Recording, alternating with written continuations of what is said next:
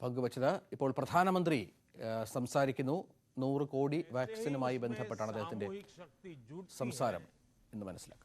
सबका प्रयास नजर आने लगता है तो परिवर्तन की गति भी बढ़ जाती है।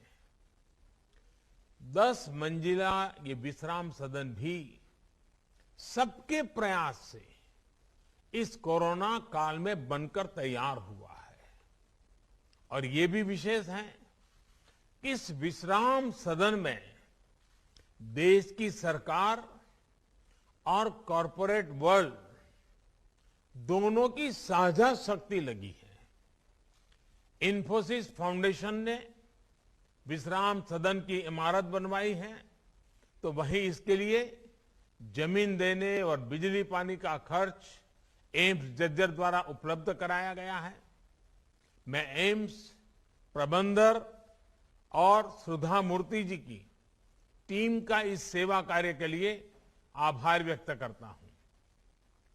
सुधा जी का व्यक्तित्व जितना विनम्र है, सहज सरल है, उतनी ही वो गरीबों के प्रति करुणा से भरी हुई है।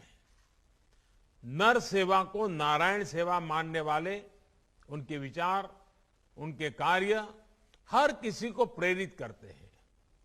इस विश्राम सदन में उन्होंने सहयोग के लिए मैं उनकी सराहना करता हूं।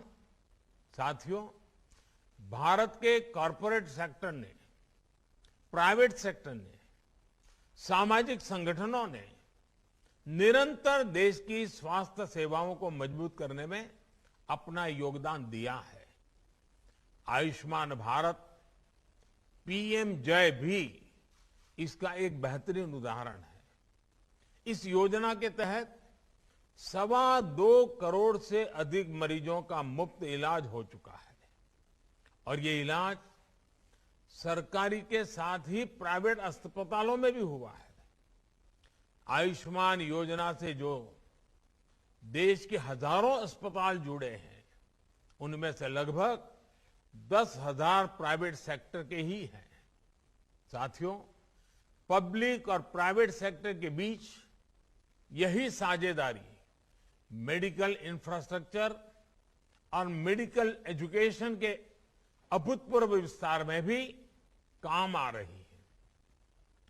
आज जब हम देश के हर जिले में कम से कम एक मेडिकल कॉलेज बनाने पर बल दे रहे हैं, तो इसमें प्राइवेट सेक्टर का रोल भी बहुत अहम है।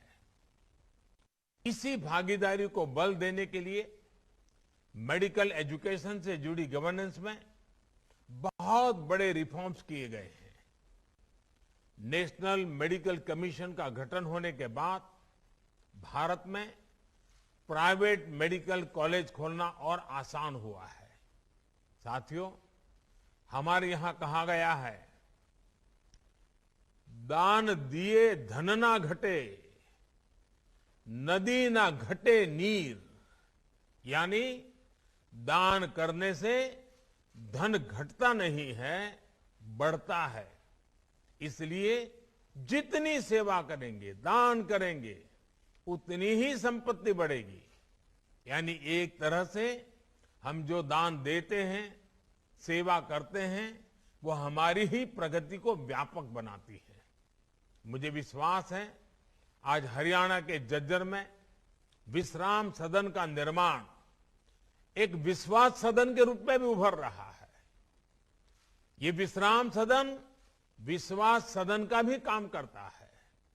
देश के अन्य लोगों को भी ऐसे ही और भी विश्राम सदन बनाने की प्रेरणा देगा। 277 ദിവസം കൊണ്ട് 100 കോടി വാക്സിൻ പിന്നിട്ടതിൽ തുടർന്ന് പ്രധാനമന്ത്രി സംസാരിക്കുകയായിരുന്നു. രാജ്യത്തിന്റെ അഭിമാനമാണ്, എല്ലാ മേഖലയുടെയും വിജയമാണ്. ശാസ്ത്രമടക്കം ഇക്കാര്യത്തിൽ ഒരുപാട് സംഭാവന നൽകി. ഒപ്പം ആരോഗ്യ പ്രവർത്തകരെയും അത്തരത്തിൽ പ്രധാനമന്ത്രി അഭിനന്ദിച്ചു. നമുക്ക് തിരിച്ചു വരാം ഇടവേളയ്ക്ക് ശേഷം.